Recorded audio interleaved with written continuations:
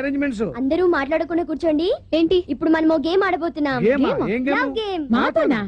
Young age లో ఉన్నప్పుడు మీరు ఆడేవాళ్ళు కదా, ఇప్పుడు ఒక్కొక్కళ్ళు ఎవరి ఎక్స్పీరియన్స్ వాళ్ళు చెప్పాలి. ఓకే?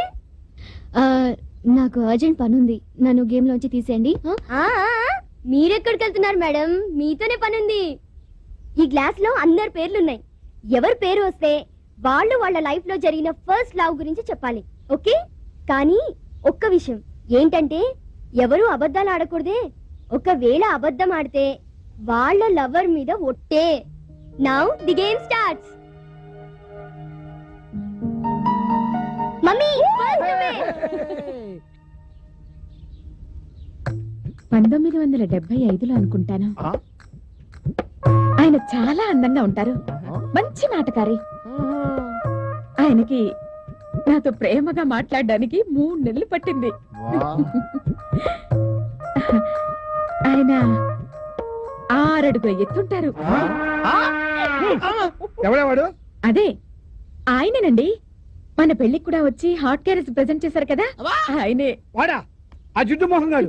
ఆ రోజు కన్నీళ్ళు కూడా పెట్టుకున్నారు. ఈసారి కనపడితే వాడిని మత్తు చూస్తాను. ఇంకా నీ కూర్చున్నానంటే ఎంత ద్రోహి అని అర్థమవుతుంది. ఓకే, నెక్స్ట్ తీసేస్తున్నాను. సునీల్. నేను ఒకసారి రైల్లో ప్రయాణం చేస్తున్నప్పుడు ఒక అందమైన అమ్మాయి రైల్లో సర్టిఫికెట్లు మర్చిపోయి దిగి వెళ్ళిపోయింది. ఆ సర్టిఫికెట్లు నేను చూసి ఆ అమ్మాయి అడ్రస్ కి పోస్ట్ చేశాను. తిరిగి ఆ అమ్మాయి థ్యాంక్స్ చెప్తూ నాకు లెటర్స్ రాసింది. నేను కూడా ఆ అమ్మాయికి థ్యాంక్స్ చెప్తూ లెటర్లు రాశాను. ఇలా మా ఇద్దరి మధ్యన కొంతకాలం థ్యాంక్స్ ఉత్తరాలు నడిచాయి. తర్వాత అది ప్రేమగా మారి ఆ అమ్మాయి నన్ను చూడటానికి మా ఊరు వస్తుందని తెలిసి నేను రైల్వే స్టేషన్ కి పరిగెత్తుకుంటూ వెళ్ళాను. ఆ అమ్మాయి రైల్లో వచ్చింది, కిందకి దిగింది. నేను ఆ అమ్మాయిని చూశాను, ఆ అమ్మాయి నన్ను చూసింది. తన ఐ లవ్ యూ ఎప్పుడు చెప్తుందా అని ఎదురు చూస్తున్నాను. ఆ అమ్మాయి తన బ్యాగ్ లో చేయి పెట్టింది.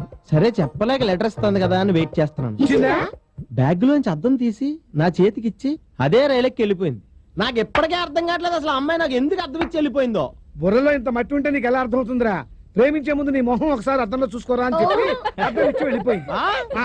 కూర్చో.